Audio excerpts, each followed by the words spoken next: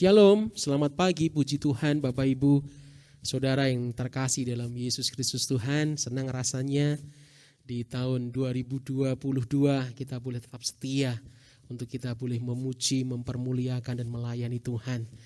Dan sungguh kesempatan yang indah kalau kita boleh bersama-sama di tempat ini untuk berkumpul. Meskipun ada dari Bapak Ibu sebagian di rumah masing-masing, tapi tidak menyurutkan semangat kita untuk kita tetap memuji Tuhan dengan penuh sukacita, dengan penuh semangat dan dengan penuh kesukaan di dalam Tuhan. Kita mau siapkan hati kita untuk kita boleh hampiri hadirat Tuhan. Kita mau pandang salibnya, kita mau pandang wajahnya, kita mau sembah namanya, Allah yang maha kudus, Allah yang maha tinggi. Kita mau tinggikan namamu Tuhan.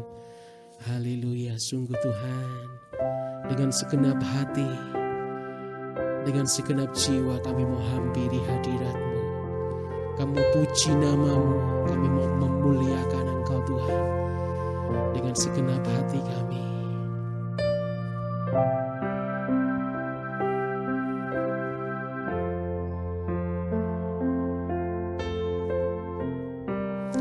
Dengan segenap hati, dengan segenap jiwa, dengan kekuatanku, ku sembah Kau Tuhan.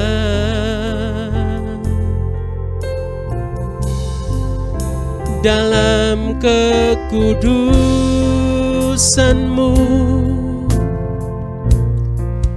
ku angkat tanganku,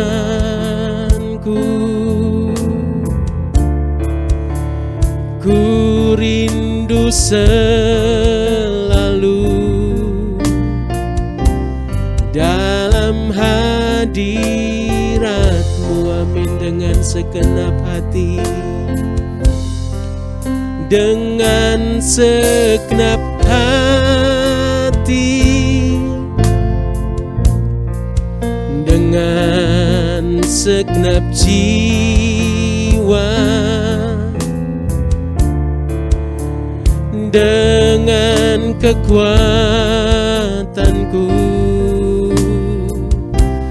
ku sembah Kau Tuhan.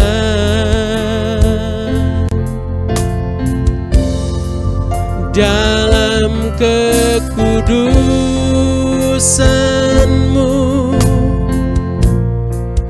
ku angkat tanganku. Amin. Ku rindu selalu dalam hadirat-Mu. Amin. Sebab Engkau yang kudus,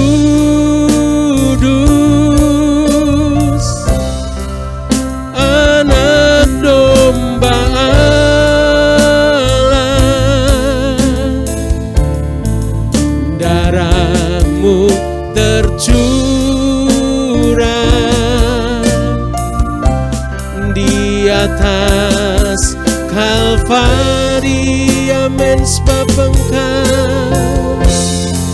Sebab Engkau yang layak terima pujian. Amin. Hormat dan kuasa, hormat dan kuasa, sekarang dan selamanya. Sungguh dengan segenap hati, dengan segenap hati. Amin. Dengan segenap jiwa, dengan kekuatanku,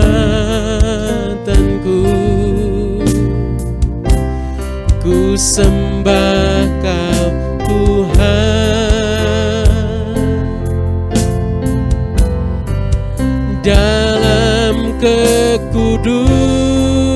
kuasa-Mu. Ku angkat tanganku,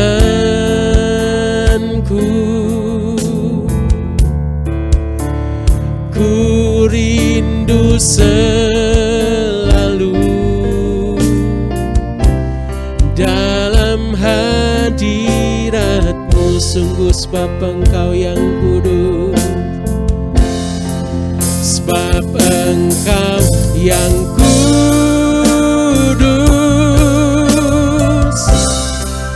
anak domba Allah. Darah-Mu tercurah,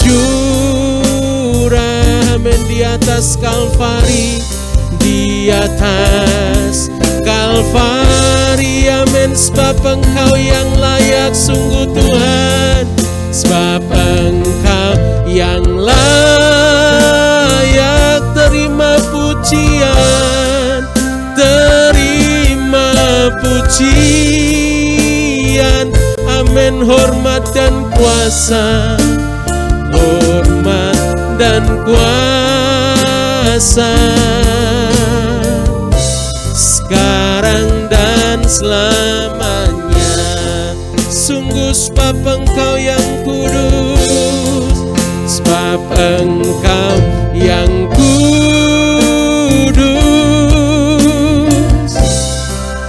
anak domba Allah. Darah-Mu tercurah di atas Kalvari, amin. Sebab Engkau yang layak.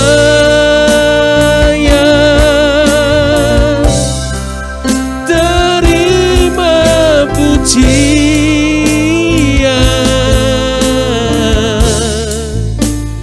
hormat dan kuasa, sekarang dan selamanya. Sungguh hormat dan kuasa, hormat dan kuasa, sekarang dan selamanya. Sungguh hormat dan kuasa, hormat dan kuasa, sekarang dan selamanya. Beri kemuliaan buat nama Tuhan, haleluya. Sikiri dada takaramaya sangga.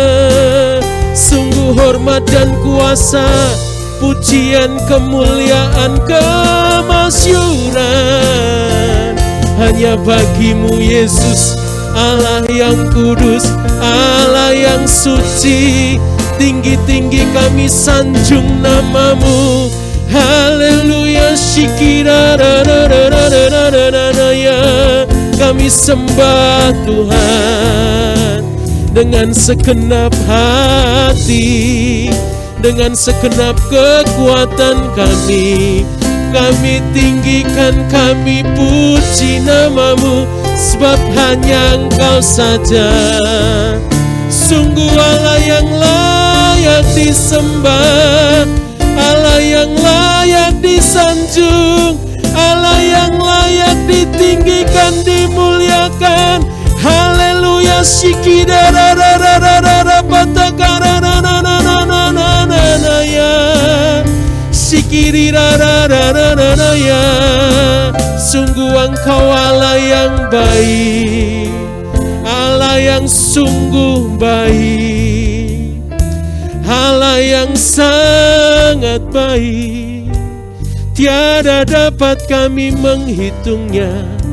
Segala berkat-Mu yang tercurah atas kami, buat pertolongan-Mu, buat perlindungan, pembelaan-Mu Tuhan.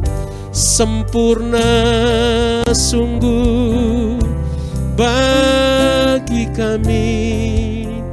Syukur Tuhan, syukur. Terima kasih Roh Kudus, terima kasih, haleluya.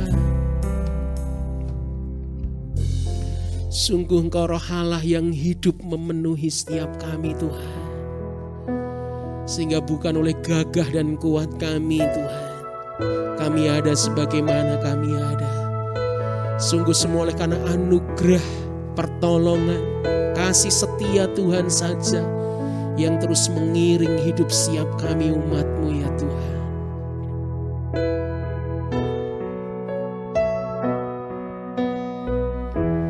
Roh Allah yang hidup penuhiku,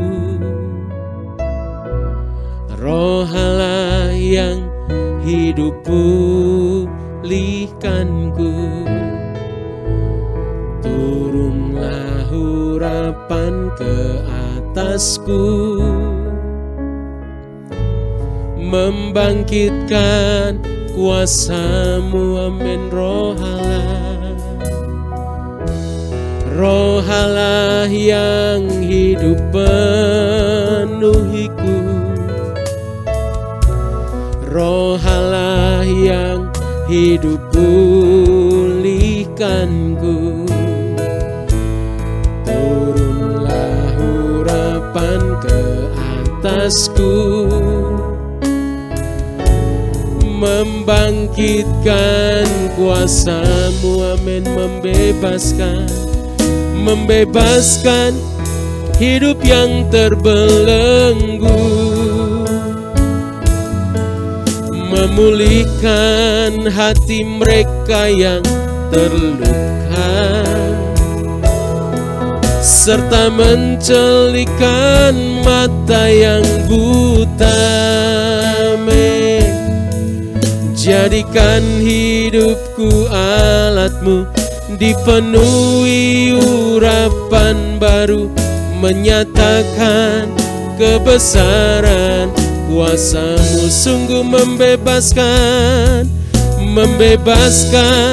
hidup yang terbelenggu, amin. Memulihkan hati mereka yang terluka, serta mencelikan mata yang buta. Jadikan hidupku alat-Mu, dipenuhi urapan baru, menyatakan kebesaran kuasa-Mu, menyatakan kebesaran kuasa-Mu, menyatakan kebesaran kuasa-Mu. Sungguh Tuhan, biarlah Tuhan Kau celikan mata kami, supaya kami boleh membedakan hal yang baik dan hal yang jahat, sehingga firman-Mu saja yang terus kami hidupi dalam hidup kami. Tuhan, putuskan kami dengan segala hal yang jahat, dengan segala dosa dan tabiat lama, sehingga benar-benar Tuhan kami mengerti dan menyadari bahwa pada saat kami melakukan sesuatu yang Tuhan jahat, sungguh itu mendukakan hati-Mu, sungguh itu Tuhan tidak berkenan di hadapan hadirat-Mu. Sehingga biarlah Tuhan terus hati kami, hidup kami Tuhan hanya melakukan kebenaran firman-Mu saja, dan mata kami celik Tuhan dari segala hal yang Tuhan dunia, sehingga segala rupa-rupa dosa, tabiat lama, ataupun Tuhan keinginan akan anggur campuran, Tuhan halau dari hidup kami. Dan kami tidak ingin cicipi itu semua ya Tuhan, karena itu seringkali membawa kami dalam berbagai-bagai dosa dan pencobaan, menyeret kami dalam berbagai-bagai hidup yang cemar ya Tuhan.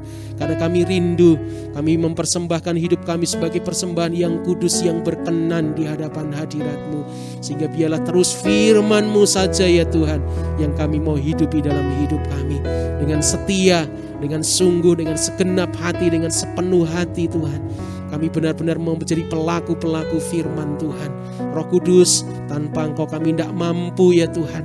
Pimpin kami, sertai kami. Berikan kami hati yang murni, hati yang tulus, hati yang rendah hati. Tuhan, di setiap saat, di setiap waktu, beri kesempatan untuk kami terus berdoa dan berjaga-jaga senantiasa, supaya kami tidak jatuh dalam berbagai-bagai dosa dan pencobaan. Terima kasih, berkati semua Tuhan, jemaat-Mu tanpa terkecuali, dan setiap kami semua yang ambil bagian dalam pelayanan, untuk kami terus setia sampai akhir, bahkan hari lepas hari. Hidup kami semakin mengasihi Tuhan, cinta kami kepadamu semakin bertambah ya Tuhan.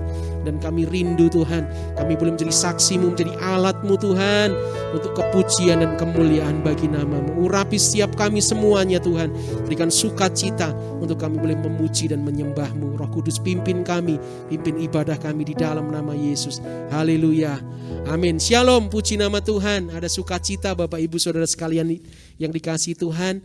Amin, ada ya.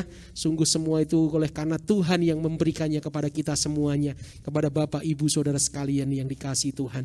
Tanpa dikasih Tuhan, kita tidak akan bisa menikmati sukacita yang daripada Tuhan. Amin. Kita mau sama-sama bangkit berdiri. Kita akan pujikan satu pujian bersama kita di sini. Satukan hati untuk kita terus memuji dan mempermuliakan nama Tuhan. Amin.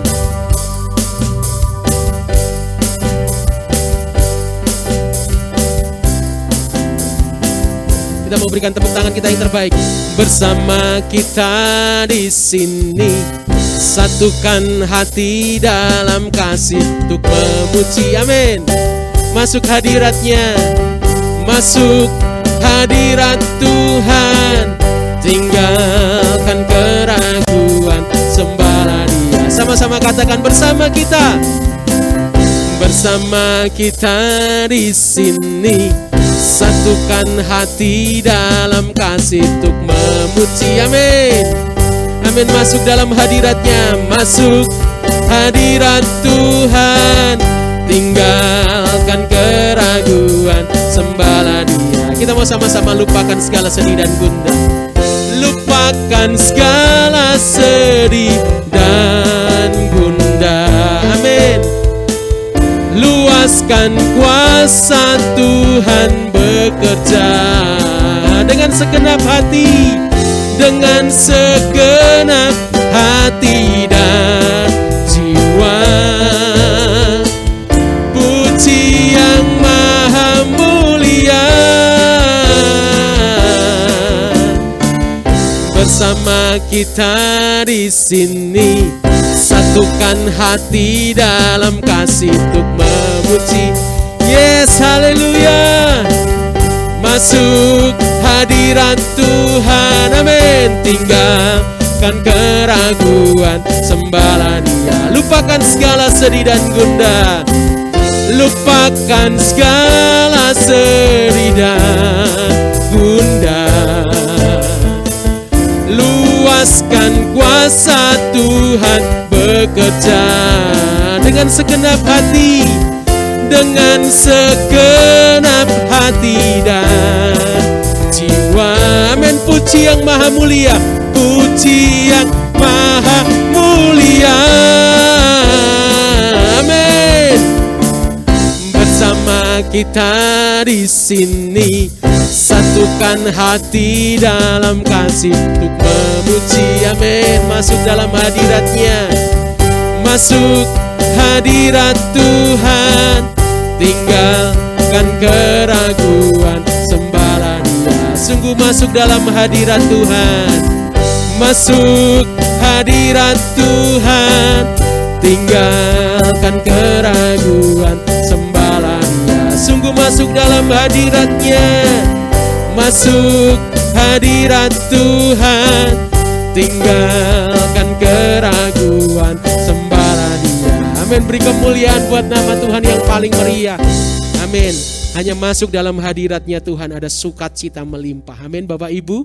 Sebab di dalam Tuhan ada pengharapan yang baru. Di dalam Tuhan ada kesukaan. Di dalam Tuhan ada tempat pemberhentian yang menyenangkan. Amin. Sebab sungguh Dia Tuhan dan Juru Selamat kita yang hidup. Kita mau siapkan hati kita untuk kita boleh mendengar firman Tuhan. Kita mau pujikan satu pujian. Sungguh Tuhan. musim akan selalu berganti, tetapi kasih-Mu Tuhan tetap kekal, abadi, tidak pernah berubah. Kau tetap Tuhan yang mengasihi kami setiap umat-Mu dengan kasih yang sempurna. Terima kasih. Musim akan selalu berganti, kasih Tuhan tetap abadi,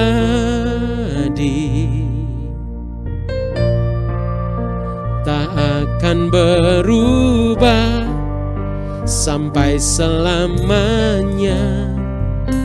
Ku tetap percaya, ku yakin sungguh Tuhan, ku yakin Tuhan memberkati, ku yakin Tuhan melindungi.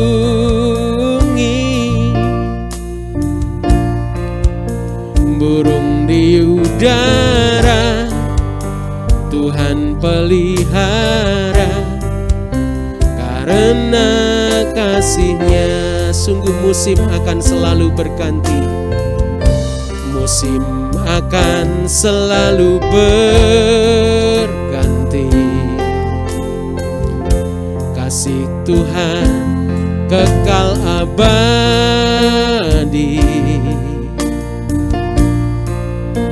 tak akan berubah sampai selamanya. Ku tetap percaya, ku yakin Tuhan memberkati,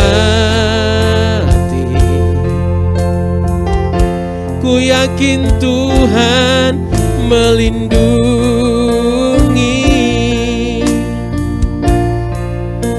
Burung di udara Tuhan pelihara, karena kasih-Nya men Tuhan selalu, Tuhan selalu menolongmu, selalu menjagamu. Sehelai di rambutmu tak akan terjatuh tanpa seizinnya, men Tuhan selalu, Tuhan selalu menolongmu, selalu menjagamu. Dia mengenyangkanmu dan peliharamu seumur hidupmu. Tuhan selalu, amin. Tuhan selalu menjagamu, selalu menjagamu. Sehelai di rambutmu tak akan terjatuh tanpa seizinnya. Tuhan selalu menolongmu, Tuhan selalu menolongmu, selalu menjagamu.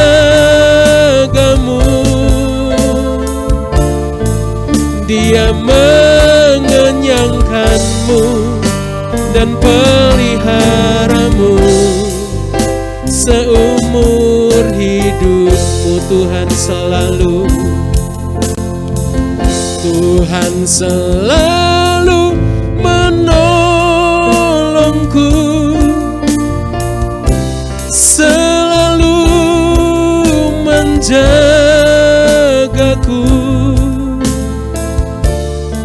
Sehelai di rambutku tak akan terjatuh tanpa seizinmu. selalu menolongmu, selalu menjagamu.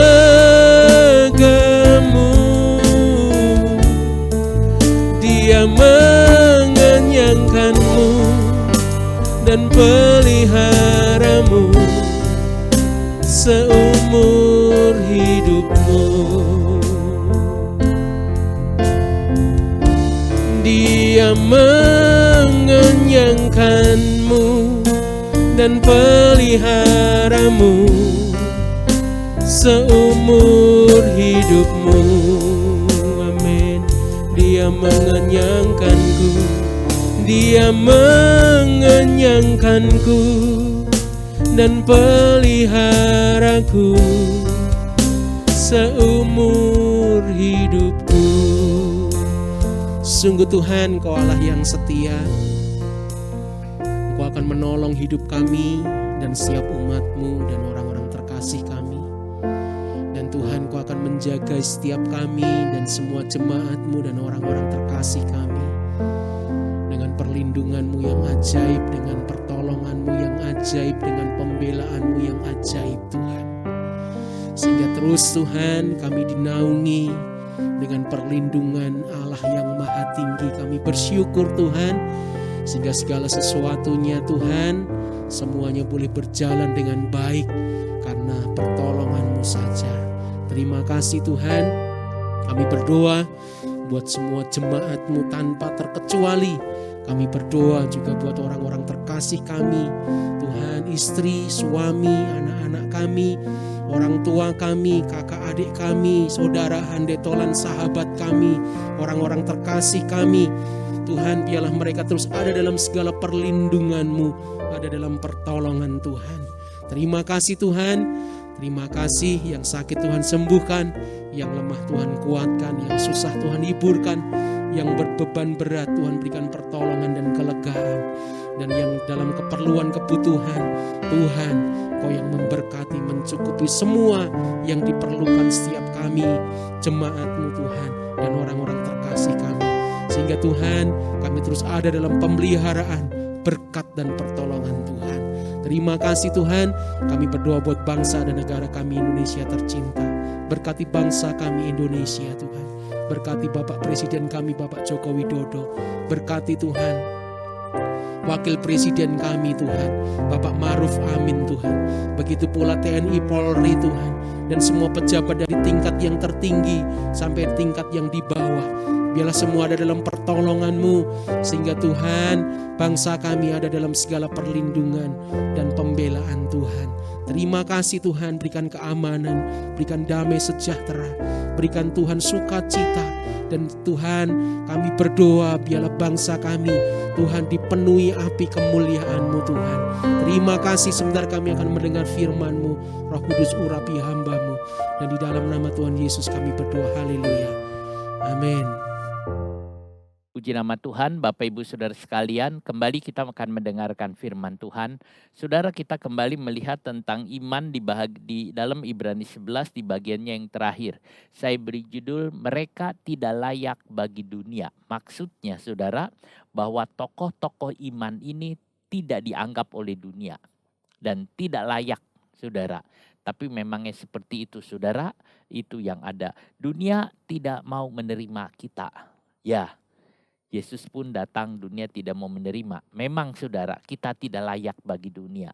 Dan Tuhan juga berkata, memang kita tidak layak bagi dunia. Saudara, kita adalah anak-anak dari kerajaan sorga. Kita adalah anak-anak dari Tuhan.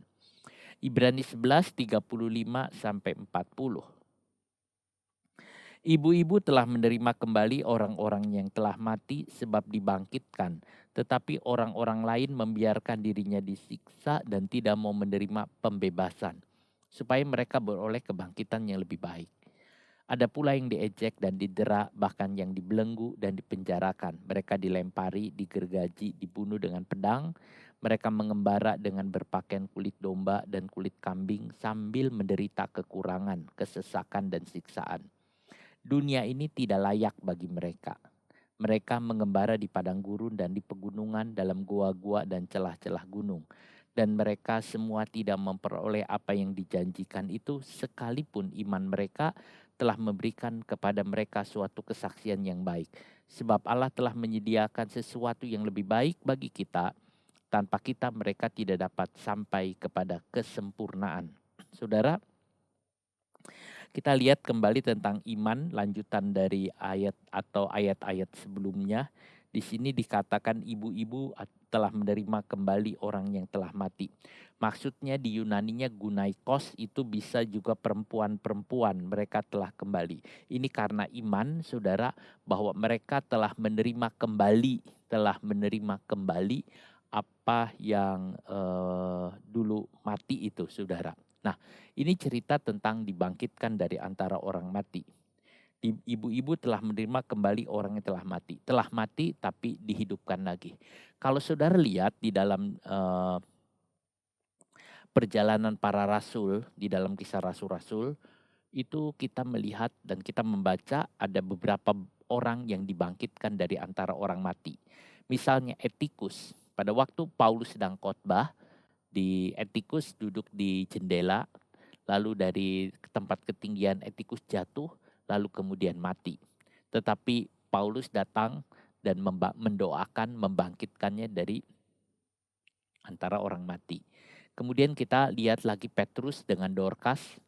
Pada waktu Dorcas atau Tabita, saudara, dia meninggal, orang-orang yang ada sekitarnya mengatakan bahwa dia orang yang baik.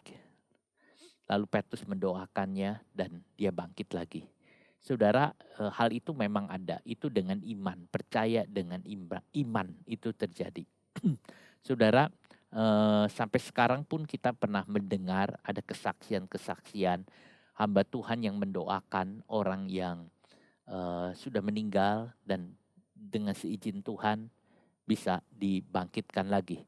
Saudara, itu yang kita bisa melihat. Saudara, ada seorang buku yang saya baca, buku dari seorang misionaris namanya William Branham, saudara. Pada waktu, menurut buku itu, pada waktu terjadi kecelakaan, lalu tabrakan begitu, istrinya meninggal.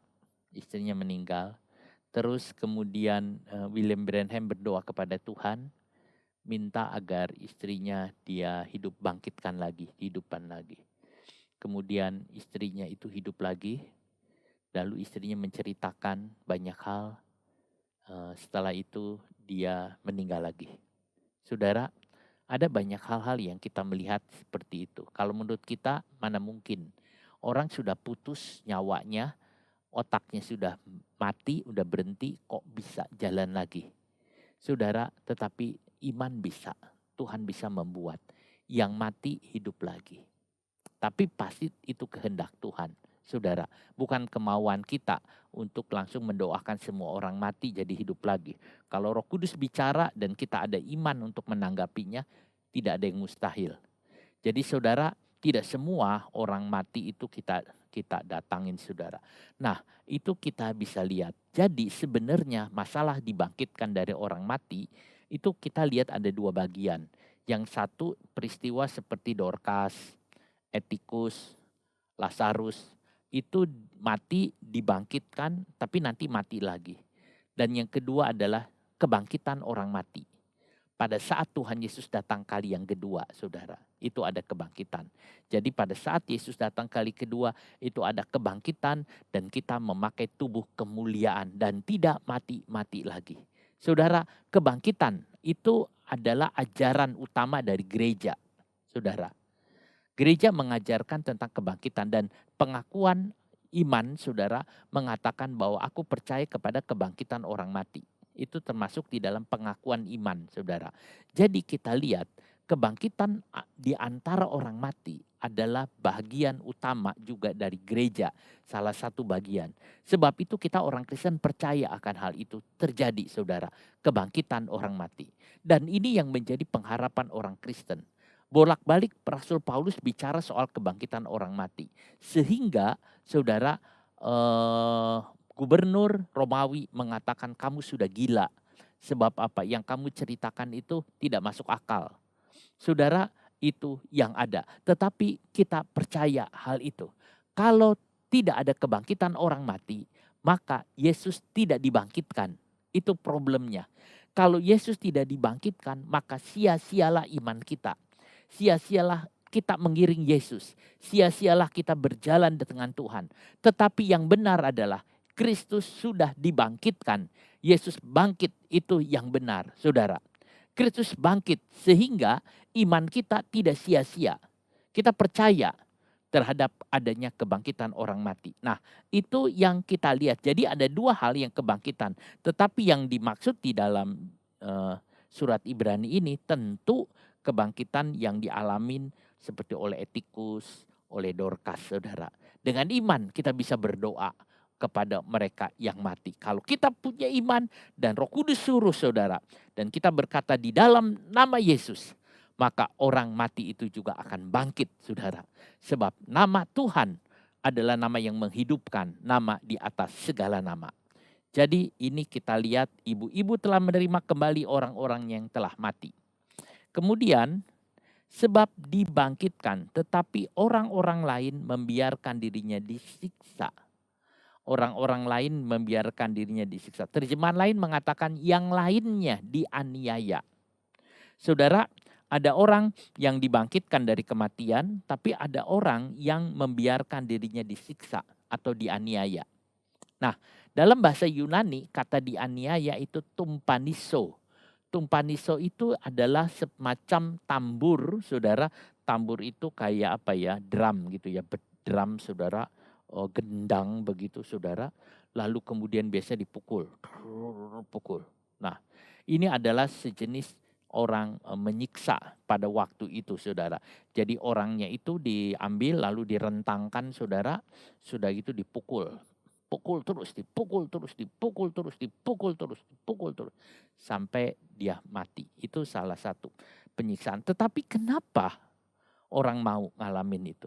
Kenapa orang mau disiksa sampai dipukulin terus, dipukulin terus, dipukulin sampai mati?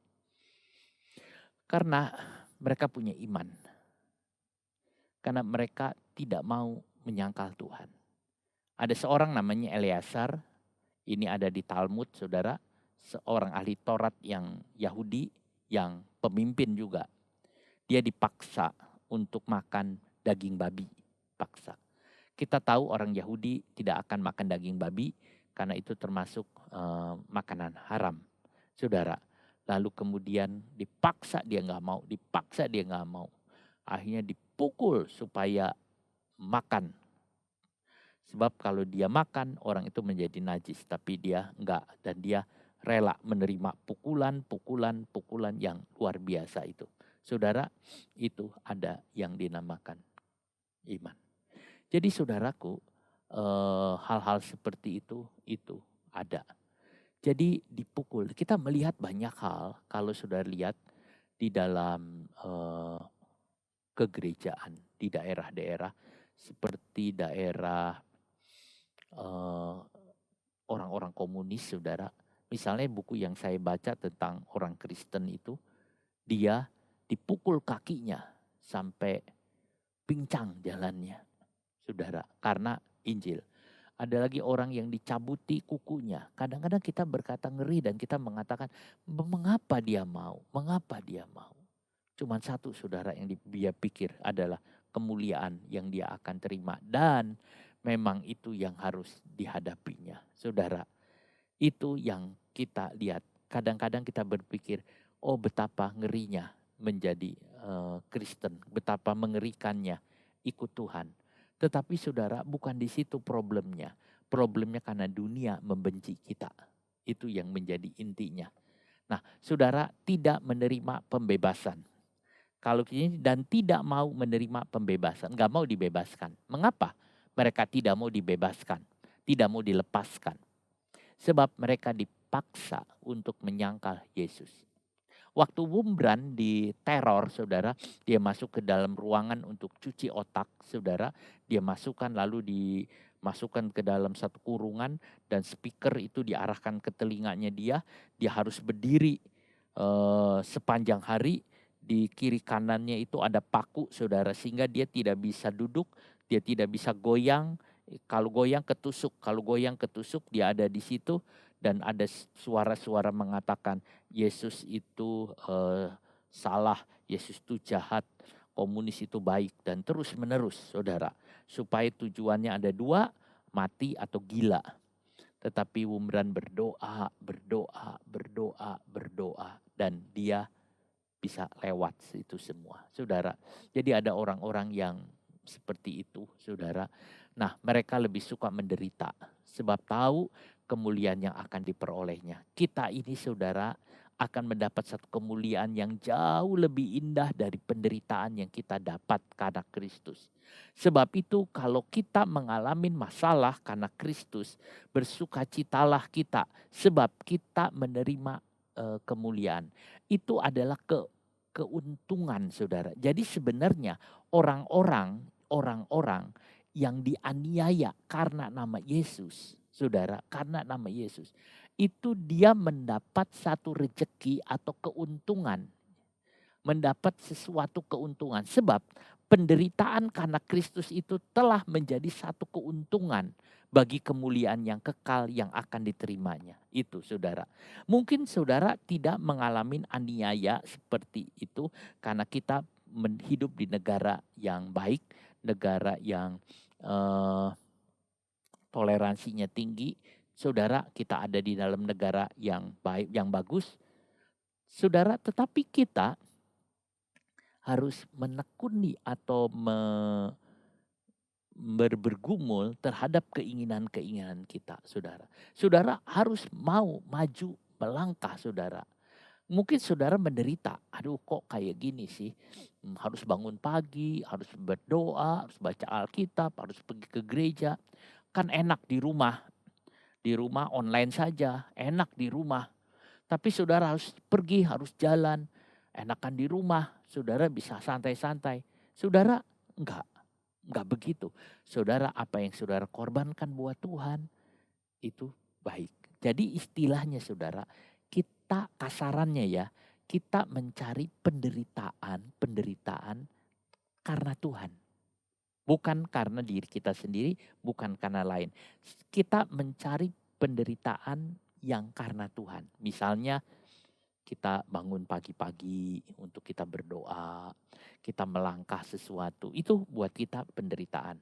Aku ini udah capek kerja hari-harian, pengen istirahat tapi harus bangun lagi, itu penderitaan. Tetapi saudara cari kayak gitu, banyak-banyak saudara cari, sebab itu indah. Karena kita tidak mengalami aniaya, siksaan, kita tidak ngalamin itu. Jadi kita mencari di poin-poin itu. Kita kumpulkan poin-poin yang mulia itu, yang kekal. Sehingga kita bisa berkata, hidupku semua untuk Tuhan. Saudara, apakah saudara berani hadapin ini? Surat Ibrani mengatakan kita ini belum sampai keluar darah. Mencucurkan darah. Saudara, nah mereka sudah banyak. Mereka teguh pegang kepada iman di dalam Kristus. Saudara juga dengan saya, dengan kita semua harus pegang teguh kepada iman di dalam Kristus. Pegang iman kuat-kuat. Saudara, para musuh memberi kebebasan dengan bayaran pasti. Bayarannya apa? Menyangkal. Sangkal iman. Sangkal. Saudara, menyangkal. Saya membaca satu kisah dari orang-orang Roma, saudara. Lalu mereka itu, saudara, disuruh pikul kayu salib di tengah-tengah salju, hujan salju, dan tidak pakai sepatu. Mereka jalan istilahnya mau dibunuh begitu. Mereka jalan terus sambil di perjalanan dikata-katain, diteror agar mereka menyangkal Tuhan. Sampailah mereka di tempat peristirahatan, mereka berhenti. Lalu mereka itu orang-orang yang mau dibunuh itu, orang-orang Kristen yang mau dibunuh itu, mereka duduk beriung, kumpul, saudara. Tiba-tiba ada satu orang yang gak tahan dan gak kuat, dia berkata, saya menyangkal Yesus, saya menolak. Lalu dia lari keluar. Ada seorang prajurit, dia ngelihat ke langit. Dia lihat ada satu mahkota. Mahkota yang mau diberikan kepada orang itu. Mahkota itu tetap masih di atas. Orang itu udah pergi. Lalu kemudian prajurit itu berkata, saya menjadi orang Kristen. Lalu dia ikut di dalam kelompoknya, saudara. Dan mereka mati semua. Tapi itu kematian yang mulia. Saudara, cerita-cerita itu ada bukan satu dongeng, bukan. Tapi cerita-cerita yang nyata tentang iman, saudara. Kita lihat tentang iman. Nah, ada yang dikatakan kamu dibebaskan. Kamu tidak akan dibunuh. Tapi sebagai gantinya, kalau kamu mau menyangkal Tuhan, kamu akan dikasih juga kekayaan dan kehormatan. Tapi banyak orang tidak mau. Saudara, Mama Wong yang di Hong Kong itu, di Cina ya, di Cina saudara, dia dipenjara karena Injil, memberitakan Injil. Kemudian dia ada di sana, lalu kemudian dia punya Alkitab satu-satunya yang menghibur dia. Di sepanjang hari dia baca Alkitab, hatinya disegarkan waktu baca Alkitab. Karena Tuhan menghiburkan hatinya dengan Alkitab itu. Tiba-tiba saudara, prajurit itu tahu dia bawa Alkitabnya dirampas. Lalu Mama Wong bilang, tidak, jangan rampas itu, jangan ambil itu hartaku, jangan ambil itu. Lalu rebutan, akhirnya si prajuritnya itu dengan sinis mengatakan, ayah boleh? Pilih mana, Alkitab atau anakmu? Pilih mana, Alkitab atau anakmu? Anaknya diambil. Kalau kamu pilih Alkitab saya kasih ke kamu. Tapi anakmu tak ambil. Kalau kamu milih anak, Alkitab saya ambil. Ini pilihan yang berat, saudara. Siapa ibu tidak cinta kepada anaknya? Semua ibu cinta kepada anaknya. Dalam kondisi yang seperti itu, mungkin ada orang berkata, saya pilih anak. Tapi si ibu ini berkata, aku pilih Alkitab, firman Allah. Sebab dengan Alkitab dan firman Allah dia bisa menguatkan teman-temannya yang lain yang ada dalam penjara. Aku ambil, anaknya diambil, saudara. Lalu dibunuh di hadapan dia. Mengerikan. Mungkin ada orang tidak sependapat. Tapi dia berkata, aku pilih engkau Tuhan lebih dari apapun. Aku pilih engkau lebih daripada keluarga. Ya, Tuhan berkata, siapa yang memilih sesuatu lebih daripada memilih aku, tidak layak kepadaku. Saudara, tidak layak. Apakah kita memilih Tuhan? Atau kita memilih yang lain lebih daripada Tuhan? Apa yang saudara pilih? Tapi banyak orang memilih Tuhan lebih daripada yang lain.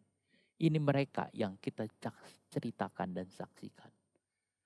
Saudara, supaya mereka dapat mencapai kebangkitan yang lebih baik. Di ayat ini dikatakan supaya mereka beroleh kebangkitan yang lebih baik. Saudara, kenapa mereka melakukan itu? Karena mereka mengharapkan dapat kebangkitan yang lebih baik. Kadang-kadang kita bertanya, apa maksudnya lebih baik? Apa maksudnya lebih mulia? Saudara, mereka mengetahui tentang kebangkitan orang mati. Karena Paulus berkata tentang tubuh kebangkitan. Paulus berkata dalam 1 Korintus 15 bahwa tubuh kebangkitan itu macam-macam. Kemuliaannya itu ada bermacam-macam. Ada yang kemuliaan seperti matahari, ada yang kemuliaannya itu seperti bintang-bintang. Paulus bicara soal kebangkitan, kemuliaannya yang berbeda-beda. Nah, kita lihat, saya misalnya baca 1 Korintus 15 ayat 38, tetapi Allah memberikan kepadanya suatu tubuh seperti yang dikehendakinya. Ia memberikan kepada tiap-tiap biji tumbuhnya sendiri. Nah, Ayat 40, ada tubuh sorgawi, ada tubuh duniawi, tetapi kemuliaan tubuh sorgawi lain daripada kemuliaan tubuh duniawi. Kemuliaan matahari lain daripada kemuliaan bulan, dan kemuliaan bulan lain daripada kemuliaan bintang-bintang. Dan kemuliaan bintang yang satu berbeda dengan kemuliaan bintang yang lain. Sudah lihat, itu kita lihat ada. Bahkan kita tahu bahwa sorga ada 3 tingkat, dan Rasul Paulus pernah dibawa ke sorga tingkat 3. Jadi mereka ingin mulia, mulia, lebih baik, mulia, lebih indah lagi, lebih indah lagi. Jadi ada orang-orang yang mengharapkan bukan hanya masuk sorga, tapi ingin masuk sorga tingkat 3. Ingin masuk sorga yang sempurna, saudara. Kita di dalam Kristus kita masuk sorga, kita percaya. Tetapi ada banyak orang yang melihat dan mengerti ingin masuk sorga tingkat 3. Ingin masuk sorga yang sempurna, ingin duduk di tahta Allah, ingin menjadi mempelai, saudara. Itulah sebabnya mereka siap menghadapi apapun juga, menghadapi tantangan apapun juga, menghadapi resiko apapun. Mereka berani mati, mereka tidak takut apapun, saudara. Ya saudara, itu yang ada. Mereka tidak takut tinggal dimanapun. Misalnya saudara, ada orang-orang yang tinggal di hutan di pedalaman Kalimantan. Mereka ada tinggal di sana. Untuk apa? Untuk mereka melayani orang-orang Dayak di sana. Saudara, mereka melayani, mereka tidak takut. Mereka punya cerita yang banyak saudara tentang apa yang Tuhan kerjakan dalam hidupnya. Jadi kita bisa melihat hal itu. Ada lagi saudara, orang-orang saya kenal saudara, dia menjadi seorang penerjemah Alkitab di Papua untuk satu suku saudara di sana. Jadi tinggal di dekat lembah Baliem sana saudara. Dia tinggal di sana. Itu tahun-tahun itu belum ada listrik di sana saudara. Tapi mereka tinggalkan negaranya di Amerika dan tinggal di sana untuk menerjemahkan Alkitab. Mereka mengabdi. Mengapa mereka mau melakukan hal yang seperti itu? Saudara, kerjaan apa? Kadang-kadang orang mengatakan, saya nggak mau tinggal di sana sepi, nggak ingin apa-apa, apalagi tinggal di hutan, nulis, diam, listrik nggak ada, semua nggak ada, apapun nggak ada. Saudara, mereka hanya diam di sana. Ya saudara, itu yang mereka kerjakan karena mereka tahu apa yang lebih mulia dari semuanya. Bagi orang-orang yang sudah dicekoki, dihubungi saudara dengan kemewahan dunia, tentu tidak mau. Karena mereka sudah menseragamkan diri dengan dunia, sudah. Tentu mereka tidak mau. Untuk apa mereka tinggal seperti orang ini di sana, saudara. Mereka menerjemahkan Alkitab ke suku-suku pedalaman. Mereka ditinggal di sana jauh dari keramaian, jauh dari apapun. Tidak ada apa-apa, tidak ada apa-apa, saudara. Mereka tinggal, mereka mau melakukan hal itu. Sepi. Mungkin makanan juga sulit, tapi mereka mau. Hanya untuk apa? Menerjemahkan Alkitab. Dan mereka sangat-sangat, saudara, mengasihi. Yang lalu kita telah singgung William Carey. Yang juga dia melakukan terjemahan Alkitab kepada suku Bengali, saudara, di India. Itu yang dilihat. Jadi saudara, mereka ingin mendapatkan jauh yang lebih baik. Kita harus mendapatkan jauh yang lebih baik lagi, saudara. Kita harus berani berjalan, berani melangkah, berani berbuat apapun. Kita minta kepada Tuhan untuk bisa melangkah bersama dengan Tuhan. Saudara, saya kutip seorang namanya John Wycliffe. Hidup kira 1329 ya. Saudara, 1384 dia kuliah di Oxford University di Inggris, lalu kemudian dia jadi dosen. Dia menentang surat-surat keputusan dari Paus yang berhubungan dengan pengampunan dosa, berhubungan dengan pokoknya apa yang Paus kerjakan yang tidak cocok dengan firman Allah, dia bantah. Dan yang paling penting menurut dia adalah otoritas yang Paus itu terlalu besar sehingga orang-orang harus mendengar suara Paus, bukan suara dari firman Tuhan. Sehingga dia berpikir apa yang harus dilakukan. Lalu dia menerjemahkan Alkitab dari bahasa Latin ke bahasa Inggris, saudara. Dia terjemahkan itu, dia baca, dia terjemahkan. Padahal waktu itu tidak boleh menerjemahkan ke sana. Saat itu Alkitab hanya dalam bahasa Yunani, bahasa Ibrani, dan bahasa Latin. saudara. Tapi ini dia terjemahkan kepada bahasa Indonesia, bahasa Inggris, saudara. Dia terjemahkan itu semua. Sehingga Paus bisa di cross check apa yang dikatakan oleh Paus. Dan yang kedua, orang-orang atau jemaat bisa bersekutu dengan Tuhan. Itu yang dia buat. Apa yang dilakukan oleh mereka, saudara. Mereka menganggap John Wycliffe itu sebagai seorang penyesat, lalu kemudian mereka ditentang, dan si John Wycliffe berlari, bersembunyi, saudara, mengasingkan diri, bahkan sampai mati dia di sana. Tetapi karena tetap dianggap penyesat, kuburannya dibongkar, saudara, lalu dibakar. Itu yang ada. Saudara, kenapa mereka berpikir seperti itu? Karena mereka berpikir ini perlu. Jadi orang-orang yang melakukan itu karena mereka perlu dan mereka setia di dalam panggilannya. Mereka setia di dalam mengerjakan apa yang dikerjakannya. Sampai semuanya itu selesai, saudara.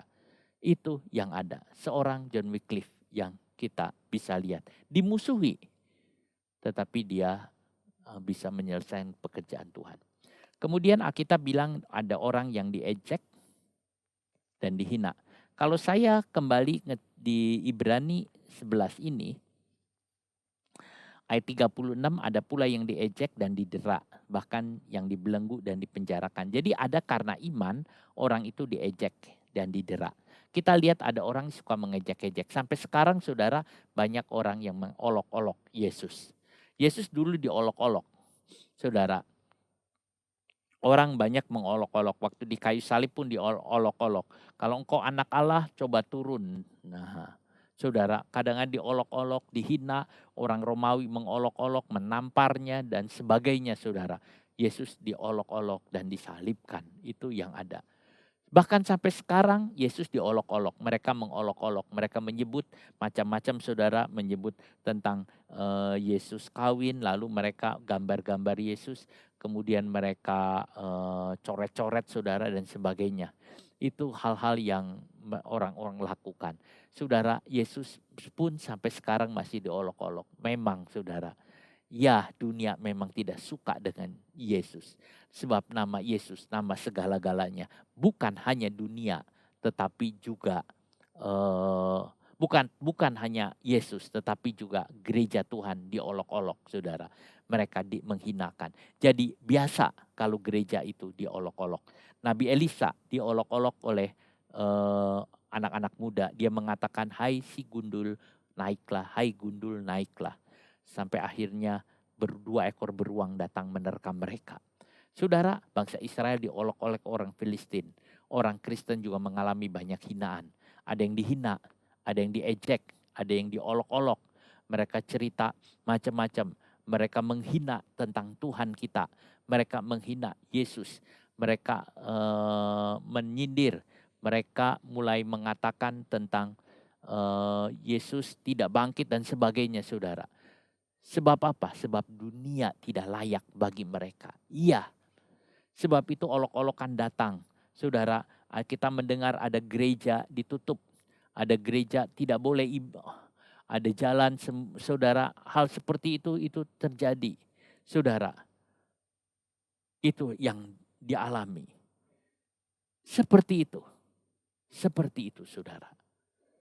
Mengapa orang Kristen mengalami olok-olok? Mengapa orang Kristen diejek? Mengapa dihina? Bahkan mengapa harus mengalami aniaya? Sebab satu, dunia gak layak baginya. Artinya, saudara, gak cocok seperti itu. Ada yang dicambuk. Tuhan Yesus dicambuk sampai tubuhnya hancur. 39 kali cambukan dengan cambuk yang 3 cabang, saudara. Lalu dicambuk terus dengan cambuk Romawi. Ya, sampai bilur-bilur Yesus. Tetapi bilur-bilur Yesus itu malah menyembuhkan. Saudara, Paulus juga dicambuk hampir mati. Orang menyangka, saudara, ya tetapi Paulus hidup. Banyak orang Kristen yang dicambuk, saudara. Mereka mengalami. Ada satu orang Kristen perempuan, saudara, di Iran. Dia kena Kristen. Lalu kemudian dicambuk. Bahkan ada yang diselar pakai besi panas, saudara. Dicap pakai besi panas. Yang biasa untuk ngecap sapi, saudara. Oh saudara, ada banyak hal yang dialami. Tetapi kenapa? Kenapa Tuhan izinkan? Ya, kadang-kadang ujian iman di tempat-tempat seperti itu harus keras, teguh. Seringkali di tempat-tempat yang merdeka, saudara, ujian imannya enggak nampak. Sebab apa? Tantangannya terlalu besar. Itu yang dilihat. Di penjara. Banyak yang di penjara, saudara. Yohanes Pembaptis, Rasul Paulus, Petrus, dan banyak orang kudus yang di penjara, saudara, karena Injil. Kita bisa ngelihat ada orang-orang di penjara karena Injil. Ada satu orang, saudara, di penjara karena Injil Tuhan. Lalu kemudian dia cuma ada tinggal 6 bulan kalau nggak salah di penjara. Lalu kemudian dia cerita setelah waktu di penjara dia berjumpa dengan Tuhan. Dia penjara karena Tuhan Yesus, saudara. Sehingga dia mengalami kesukaan waktu di dalam penjara sebagai bukti bahwa Tuhan tidak meninggalkannya. Ada banyak orang, saudara, apalagi di negara-negara komunis, di negara-negara yang menolak atau di negara-negara yang sangat anti kepada Kristen. Orang-orang Kristen mengalami kesulitan. Mereka harus mengalami penderitaan karena Injil. Tetapi saudara, Tuhan mengatakan berbahagialah karena namamu ada dalam kerajaan surga. Dirajam. Paulus dirajam dengan batu sehingga disangka sudah mati. Stefanus dirajam, saudara. Ada banyak dirajam itu dilempar dengan batu sampai mati. Itu yang ada. Banyak hal-hal yang terjadi seperti itu, saudara. Di zaman itu rajam adalah cara orang Yahudi untuk menghukum seseorang. Digergaji menjadi 2. Ada banyak hal, saudara, menurut tradisi salah satunya Nabi Yesaya digergaji oleh Raja Manasye karena menubuatkan kehancuran Yerusalem. Jadi Yesaya itu mengatakan tentang nubuatan bahwa suatu kali Yerusalem akan dihancurkan. Lalu raja itu menjadi marah dan Yesaya itu melarikan diri lalu dikejar dan Yesaya bersembunyi di batang pohon. Dan kemudian pohon itu digergaji dengan Yesaya di dalamnya digergaji sampai jadi 2. Tetapi catatan dari orang Yahudi mengatakan Yesaya tidak meratap, tidak menangis, tidak meratap, tidak menangis. Saudara, tidak memohon ampun atau apapun, tidak. Hanya mulutnya saja yang berbicara kepada Roh Kudus. Dia berbicara di dalam Roh Kudus. Dia ngomong-ngomong dengan Tuhan. Digergaji menjadi 2. Itu pernah. Mungkin ada catatan-catatan dari para martir yang juga mengalami yang sama. Karena siksaan-siksaan di zaman Hitler itu sangat menakutkan, saudara.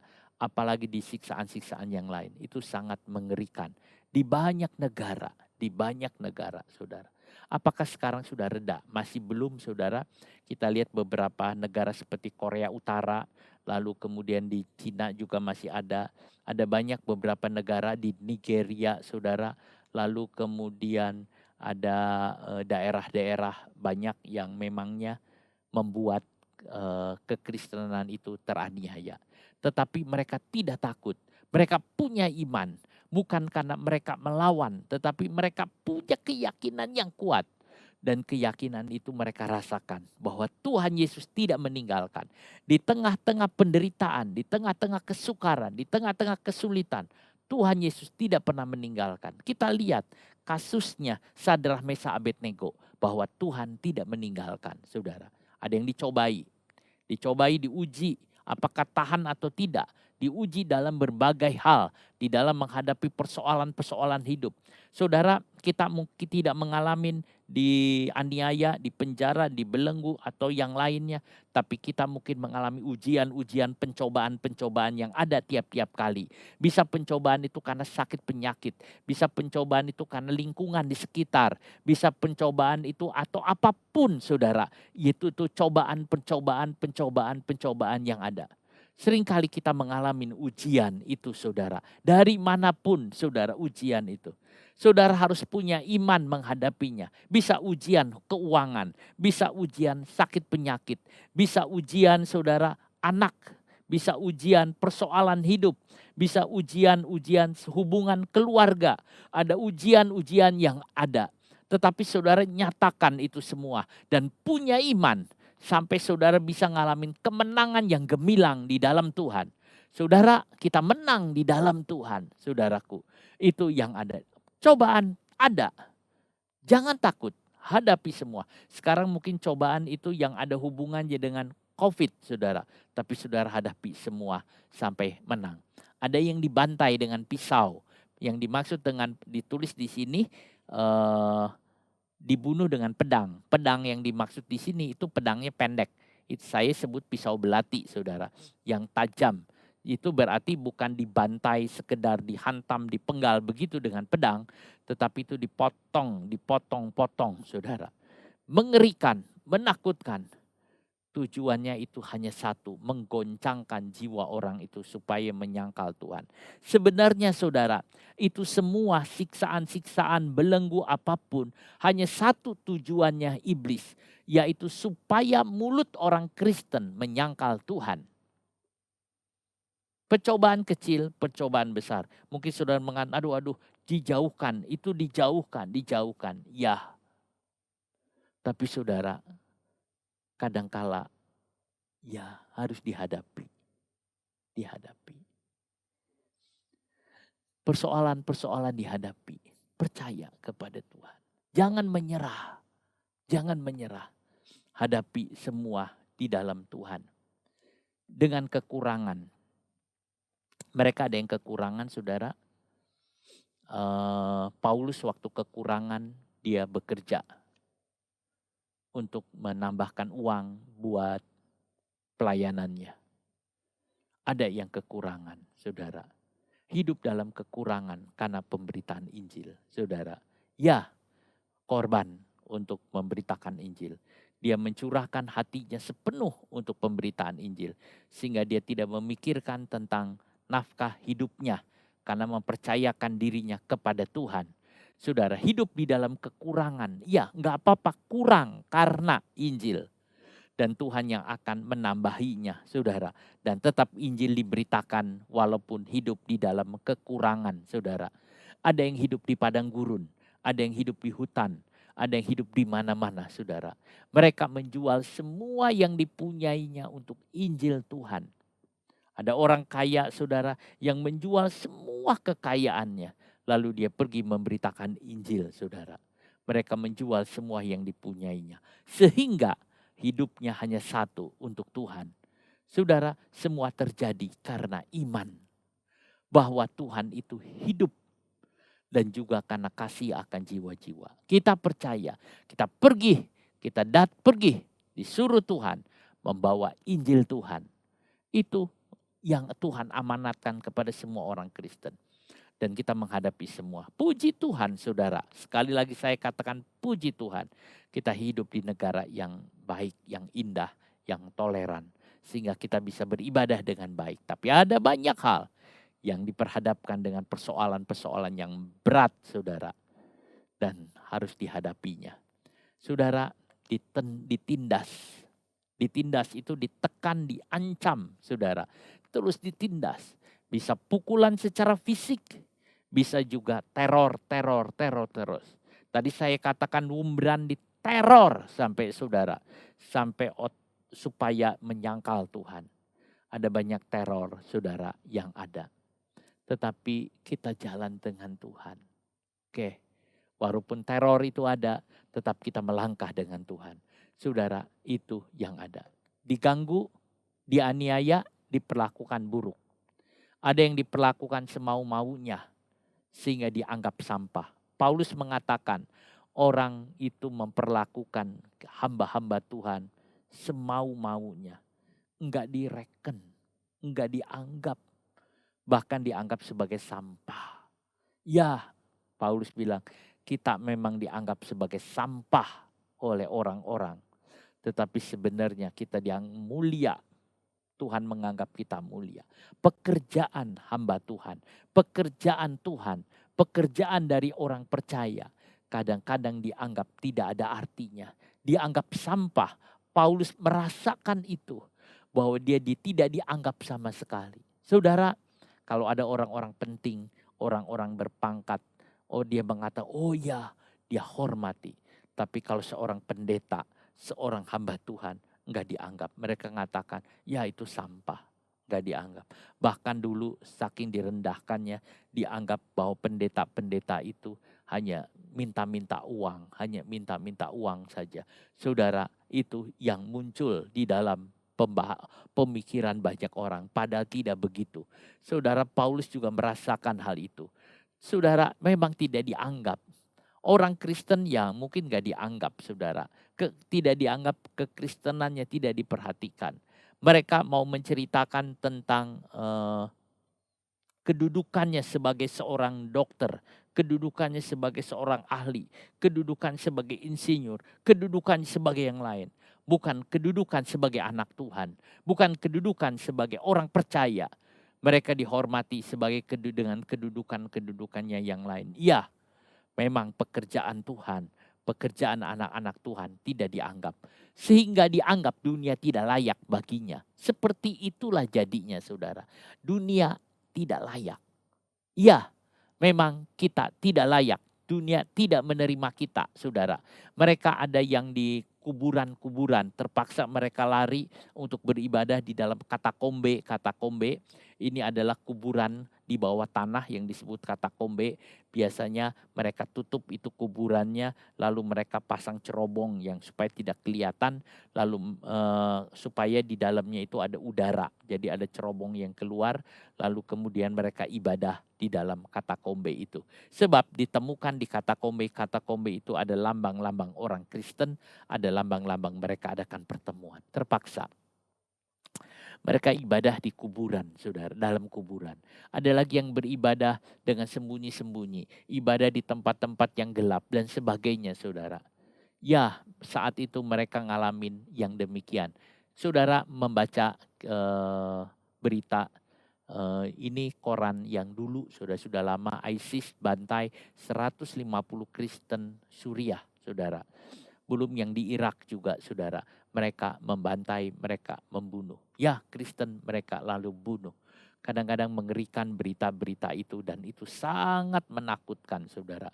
Sehingga katakan kita berdoa. Tapi untung, saudara, perkembangan ISIS udah banyak habis kalah, saudara. Tetapi itu yang kita bisa lihat. Kita menghadapi banyak, saudara. Ini ada orang-orang yang diperhadapkan dengan singa, lalu kemudian ada yang dibunuh. Itu banyak dalam sejarah gereja kita lihat. Dunia menganggap mereka tidak layak. Saudaraku, kalau kita lihat ayat 38, dunia ini tidak layak bagi mereka. Iya, memang tidak layak, saudara. Kata layak di sini itu ditulis dengan kata aksios. Tidak layak itu auk aksios. Sehingga saudara, orang Kristen itu tidak cocok dengan dunia. Iya, dunia mengukur dengan ukurannya dia. Dunia mengukur dengan timbangannya. Dan ternyata tidak cocok, saudara. Memang tidak cocok, saudara. Itulah sebabnya dunia mengatakan tidak bisa. Lalu mereka mau melempar dengan batu. Saudara, itu yang ada. Orang Kristen bukan bagian dari dunia ini. Bukan, saudara. Sehingga tidak heran jika dibenci, diejek, dihina. Karena memang tidak sesuai dengan kriterianya. Tidak cocok. Kalau orang Kristen mencoba menyesuaikan diri dengan dunia, itu bahaya. Sebab kasih Bapa tidak ada pada orang itu. Jadi ayat ini mengatakan bahwa dunia ini tidak layak bagi mereka. Buat mereka itu siapa? Mereka yang diceritakan ini. Habel, Henok, Abraham, Rahab, Simson, Yefta, Daud. Dan banyak orang-orang yang tertulis di sini yang mengalami penderitaan karena iman mereka, saudara. Dunia tidak cocok. Memang itu yang dikatakan. Dunia bukan tempat kita, saudara. Dunia bukan tempat kita. Kita akan pergi meninggalkan dunia ini. Ya. Dunia mengatakan kita tidak cocok dengan dunia. Ya, Tuhan Yesus juga mengatakan kita tidak cocok dengan dunia ini. Timbangan dunia ini tidak cocok buat kita. Kita mempunyai ukuran timbangan dari Tuhan. Saudara, itu yang ada. Bagaimana Yesus coba saudara, dikatakan apa? Tidak ada tempat untuk meletakkan kepalanya di dunia ini. Mengapa? Karena dunia mengatakan Yesus tidak cocok di dunia ini. Saudara, tidak ada tempat untuk meletakkan kepalanya. Bagaimana saudaraku dengan kita? Kita juga kadang-kala disebut mungkin tidak cocok. Tetapi saudara, ya, kita bukan asalnya dari dunia. Kita asalnya dari Tuhan. Kita asalnya dari sorga. Dan kita tumbuh bersama dengan Tuhan. Semua orang-orang ini menjadi kesaksian bagi banyak orang. Ya, walaupun dunia tidak layak bagi mereka, tetapi mereka menjadi kesaksian bagi banyak orang. Mereka mengembara di padang gurun, di pegunungan, di gua-gua, celah-celah gunung. Mereka semua tidak memperoleh apa yang dijanjikan, tapi mereka punya kesaksian yang baik. Ya saudara, dunia tidak menganggap, tapi dunia melihat satu kesaksian yang nyata. Seperti yang saya katakan, pada waktu mereka itu dianiaya, tidak keluar sepatah kata pun kata-kata yang buruk. Mereka mengatakan, mulialah Tuhan, terpujilah namanya Tuhan, mulialah Tuhan. Ketika mereka diadu dengan singa, sudah singa menerkam, mereka hanya berdoa, terpujilah namanya Tuhan. Sama seperti Stefanus. Pada waktu Stefanus dilempar batu, dirajam saudara. Stefanus melihat dan dia berkata, Bapa ampunilah mereka karena mereka tidak tahu apa yang mereka perbuat. Saudara, Stefanus malah mendoakannya. Itu kata-kata yang begitu indah muncul. Dunia tidak mengenal kita, tapi dunia melihat kesaksian kita. Dunia tidak mengenal kita, dunia tidak mau mengenal kita dan menganggap kita tidak layak. Tapi mata dunia melihat kita dan melihat kesaksian setiap orang Kristen. Setiap orang Kristen itu punya kesaksian hidup. Dan dunia melihat kesaksian. Mau tidak mau dunia mengakui bahwa dia benar. Mau tidak mau dunia mengakui bahwa orang Kristen benar, saudara. Itu yang ada. Walaupun mereka mengatakan no, mereka mengatakan tidak, mereka mengatakan tidak. Tetapi mereka mengakui bahwa orang Kristen itu benar. Sebab apa? Sebab Allah dia benar. Sebab Allahnya benar, saudara. Orang mengakui, coba kamu berdoa. Dengar doanya orang Kristen. Orang Kristen kalau doa, dijawab doanya. Tuhan dengar itu. Saudara, dunia mengakui kesaksian kita. Dunia tidak mengakui keberadaan kita. Tapi dunia mengakui kesaksian kita, saudara. Itu yang ada. Kita lihat, saudara. Nah, semua orang menjadi kesaksian bagi banyak orang. Darah martir menyuburkan gereja. Saudara, kata-kata ini muncul pada waktu Korea, saudara, dijajah. Lalu kemudian saudara ada banyak orang-orang Kristen ditangkap di sana. Lalu kemudian mereka dianiaya, dipenjarakan, saudara. Itu yang ada, banyak yang mati. Saudara, tetapi itu menjadi darah yang menyuburkan gereja-gereja di Korea Selatan. Saudara, kita bisa lihat.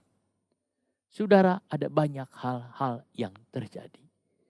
Jadi kita bisa melihat pekerjaan Tuhan di tengah-tengah api yang berkobar. Pekerjaan Tuhan di tengah-tengah keseraman dunia ini. Pekerjaan Tuhan di tengah-tengah kekerasan dunia ini. Kesadisan dunia ini. Di tengah-tengah kejahatan. Pekerjaan Tuhan itu nyata. Dan kita memangnya ditaruh oleh Tuhan di tengah-tengah serigala. Kita ini seperti domba di antara serigala. Serigala itu mau menyerang itu domba. Tetapi domba harus bisa mengalahkannya. Bagaimana mengalahkan serigala? Melalui kesaksian. Itulah sebabnya saudara, Wahyu mengatakan iblis dikalahkan oleh apa? Darah anak domba dan kesaksian orang Kristen. Kesaksian kita itu bisa memukul keras iblis. Menampar iblis, kesaksian kita. Kita harus punya kesaksian yang baik, saudara. Karena kesaksian itu penting, saudara. Dunia menolak, tetapi dunia melihat, menyaksikan. Sama seperti orang Kristen dibuang, diadu di medan laga dengan singa. Lalu orang-orang Roma nonton dari atas, saudara. Dia menyaksikan. Betul mereka mengatakan buang saja jadi makanan singa. Tapi mereka melihat kesaksian orang Kristen. Kesaksian. Hei orang-orang Kristen. Jangan sampai kau kehilangan kesaksianmu. Jangan sampai kita kehilangan kesaksian kita. Orang-orang Kristen jangan sampai kehilangan kesaksian. Sebab kesaksian itu penting. Jangan menjadi seperti dunia. Jangan jadi seperti dunia. Saudara, jangan, karena kita tidak cocok dengan dunia. Timbangan kita itu tidak cocok, saudara. Tetapi kita punya kesaksian. Mungkin saudara tidak mengalami pengalaman sesadis yang mereka alami. Sehebat penderitaan yang mereka alami, digergaji, dipukul, dipenjara, dan sebagainya. Tetapi biar kita tetap bertekun dan kuat di dalam Tuhan. Saudara tetap bertekun dan kita kuat di dalam Tuhan. Surat Ibrani mengatakan kita belum sampai mencucurkan darah. Saudara, perjuangan kita belum selesai. Saudara berjuang. Kenapa saudara tidak mau berjuang? Kekristenan itu berjuang loh saudara. Kekristenan itu berjuang. Kekristenan itu berjuang dan berperang saudara. Itulah kekristenan yang ada. Mereka belum menerima janji Allah. Ya, maksudnya orang-orang PL yang mati di dalam iman belum menerima janji Allah. Mereka belum saudara. Mereka baru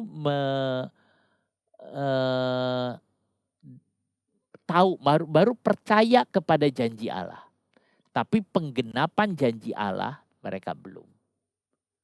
Pada waktu Kristus mati dan bangkit saudara, baru kita bisa melihat janji Allah digenapi. Bahkan banyak orang masih menunggu kedatangan Yesus yang kedua saudara. Tetapi janji Allah itu pasti ada. Dan kita orang-orang yang hidup di akhir zaman itu beruntung sekali, lebih beruntung dari mereka. Karena kita mengalami penggenapan itu. Misalnya, Yoel tahu tentang pencurahan Roh Kudus. Dia kenal, dia percaya janji Allah. Murid-murid mengalami baptisan Roh Kudus. Dan kita mengalami baptisan Roh Kudus. Saudara, Daniel menceritakan tentang pengetahuan bertambah-tambah akan jadi hebat. Dan kita mengalami pengetahuan bertambah-tambah luar biasa. Sehingga kita bisa belajar banyak dari macam-macam bahasa. Saudara, ada banyak penggenapan dari firman Allah perjanjian lama. Yang orang perjanjian lama mengatakan, aku percaya. Pokoknya aku percaya. Tetapi kita orang perjanjian baru mengatakan, yes Tuhan. Oh puji Tuhan, aku merasakan penggenapan janji Allah ini. Janji Allah digenapi. Saudara, Allah merencanakan sesuatu yang lebih baik bagi kita. Ya. Bukan yang dimaksud lebih baik ini adalah karena kita lebih makmur, lebih modern. Bukan saudara. Yang lebih baik itu karena Yesus dinyatakan. Karena karya Yesus sudah dinyatakan. Dia bangkit. Dia hidup. Lalu kemudian Roh Kudus dicurahkan. Roh Kudus dicurahkan. Roh Kudus ada di dalam hati kita. Tentu hasilnya jauh lebih baik dari orang-orang perjanjian lama. Saudara yang penuh Roh Kudus, saudara akan lebih baik, lebih berhasil daripada orang-orang di dalam perjanjian lama. Dengan iman kita mengerjakan pekerjaan Allah. Dengan iman kita mengerjakan pekerjaan sehari-hari. Dengan iman kita mengerjakan pekerjaan sehingga dapat hasil yang lebih baik. Saudara, lakukan pekerjaan itu dengan iman. Dengan iman kepada Tuhan. Ini penting. Kita lebih baik karena bukan sekedar mendapatkan janji, tapi penggenapan. Penggenapan saudara. Orang PL menunggu begitu lama penggenapan Allah. Begitu lama. Kelahiran Yesus aja mereka nunggu 4.000 tahun saudara. 4.000 tahun. Sedangkan kita tidak perlu menunggu lagi karena Yesus Kristus sudah lahir. Saudara, betul mereka sudah melihat Yesus. Tetapi mereka melihat dalam cahaya yang redup. Yang samar-samar. Sedangkan kita melihat dengan yang lebih jelas lagi. Kita melihat Allah dengan lebih jelas lagi. Sebab kita melihat Allah dari diri Yesus Kristus. Orang perjanjian lama melihat Allah dalam cahaya yang samar-samar. Tapi kita melihat lebih jelas lagi. Kita mengalami sukacita yang lebih lagi. Itulah sebabnya kita dibilang lebih baik dari mereka. Saudara, itu yang ada. Apa maksudnya? Tanpa kita, mereka tidak mencapai kesempurnaan. Ayat 40. Sebab Allah telah menyediakan sesuatu yang lebih baik bagi kita. Tanpa kita mereka tidak dapat sampai kepada kesempurnaan. Tanpa kita mereka tidak dapat sampai kepada kesempurnaan. Apa maksudnya? Tanpa kita tidak menjadi sempurna. Ya. Maksudnya mereka tidak mendapatkan penggenapan itu. Janji tanpa penggenapan itu tidak sempurna. Mereka belum dapat Kristus, kita sudah dapat Kristus. Sebab di dalam Kristus semua janji itu amin adanya. Ya. Jadi saudara dapat janji tanpa dapat penggenapan itu belum. Itulah sebabnya saudara, perjanjian lama tanpa perjanjian baru tidak sempurna. Harus ada perjanjian lama, ada perjanjian baru. Baru lengkap saudara, baru lengkap. Ini yang ada. Atau bangsa Israel tanpa gereja tidak jadi sempurna. Ada bangsa Israel, orang Yahudi, ada gereja orang non-Yahudi atau gereja saudara. Gereja dengan Israel jadi satu baru sempurna. Tuhan punya dua, yaitu orang Yahudi, Israel, dan yang kedua adalah gereja saudara. Itu yang ada. Demikian juga saudara, Yahudi tanpa non-Yahudi tidak bisa sempurna. Itu yang ada. Jadi tanpa kita mereka tidak sempurna. Saudara, apa yang diceritakan ini tidak akan sempurna tanpa ada penggenapannya. Semua janji-janji Allah, mereka belum dapat janji-janji itu karena cuma janji. Tetapi saudara, tapi janji juga janji yang benar. Karena Allah yang berjanji itu janji yang benar. Saudara, tetapi kita dapat penggenapannya. Jadi kalau janji dengan penggenapan itu baik, kapan itu mereka akan alami? Sekarang mereka ada di dalam kerajaan sorga. Mereka tinggal di sorga. Dan kita ada di sini. Pada waktu Yesus datang kembali saudara. Mereka akan turun dengan, Yesus akan turun dengan orang-orang sucinya. Lalu mereka turun saudara ke bumi. Lalu dengan kita juga yang ada saudara. Menjadi satu bahagian. Sehingga saudaraku kita jadi satu dengan mereka, itu sempurna. Jadi kapan orang-orang yang diceritakan di dalam surat Ibrani ini menjadi sempurna dan lengkap? Saat kumpul dengan kita semua menjadi satu bagian. Saudara, betapa indahnya itu yang ada. Tuhan melengkapi semua. Dari mana mempelai itu muncul? Mempelai bukan dari orang-orang yang sudah mati, yang sudah lewat. Mempelai itu muncul dari hidup, yang masih hidup. Sebab yang menjadi mempelai adalah orang Kristen yang ikut di dalam pengangkatan yang sempurna, saudara. Jadi tanpa mempelai masih belum lengkap. Jadi harus ada mempelai dulu. Harus ada semua, baru lengkap. Itulah sebabnya mengatakan tanpa kita mereka tidak dapat sampai kepada kesempurnaan. Tidak bisa lengkap semuanya. Yang dimaksud sempurna adalah lengkap. Penuh lengkap adanya. Saudara, kita bisa melihat. Jadi, surat Ibrani ini mengatakan tentang iman semua yang ada. Dari iman Nuh, lalu kemudian Abraham. Lalu iman-iman kita bisa lihat. Dan juga kita bisa menemukan Barak. Lalu kita menemukan apa yang dialami oleh orang-orang Kristen sekarang juga. Ada tertulis di sini penderitaan. Tapi penderitaan itu juga penderitaan saudara mendatangkan kemuliaan. Orang-orang PL, orang-orang zaman dulu, gereja-gereja yang sudah berjalan mempertahankan iman. Maka kita juga harus mempertahankan iman kita. Kita harus teguh dan kuat di dalam Tuhan. Iman kita harus kuat. Jalan dengan Tuhan, jalan dengan Tuhan. Menghadapi berbagai perkara, kita jalan dengan Tuhan. Kita bisa mengalami kemenangan di dalam Tuhan. Saudara, kita akan menyanyi satu nyanyian. Majulah jalan ke sorga. Tambah hari majulah. Yesus selamanya beserta. Lebih manis rasanya.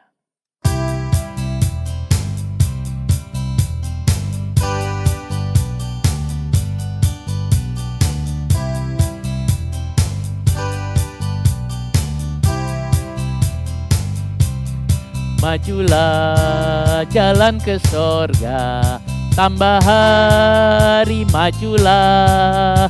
Yesus lamanya beserta, lebih manis rasanya.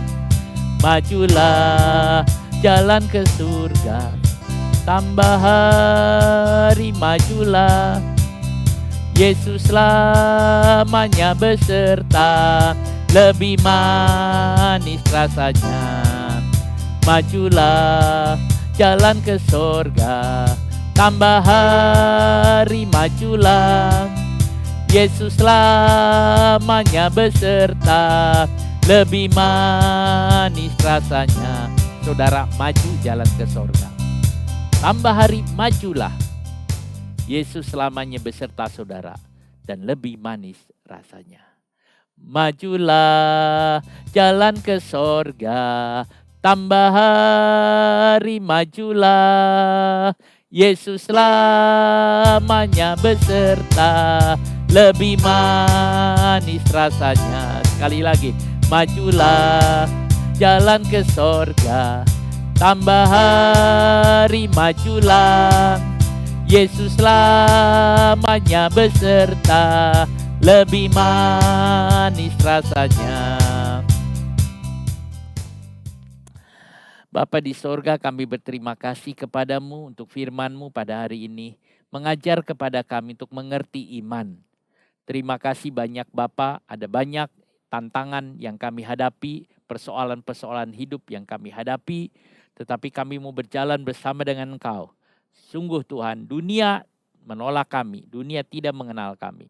Tetapi dunia telah menyaksikan kami bahwa kami adalah orang percaya, bahwa kami adalah orang Kristen, bahwa kami adalah pengikut Engkau Bapa. Terima kasih Tuhan, tanamkan firman-Mu dalam hati kami dan dalam hidup kami.